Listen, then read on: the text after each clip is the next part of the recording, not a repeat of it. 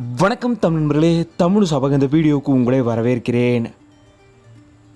இப்போது ரீசெண்டாக பிரபல சீரியல் நடிகைக்கு திருமணம் நடந்து முடிஞ்சிருக்கு. அவங்க யார் என்னன்ற முழு விவரத்தை நம்ம இந்த வீடியோவில் பார்க்கலாம்.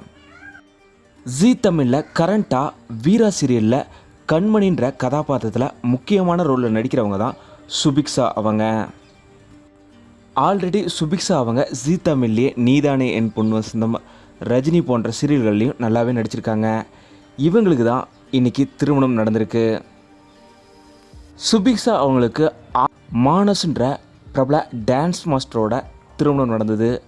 ஆனால் கருத்து வேறுபாடு காரணமாக இருவரும் பரஸ்பரம் பிரிஞ்சு விவாகரத்தும் பெற்றுட்டாங்க.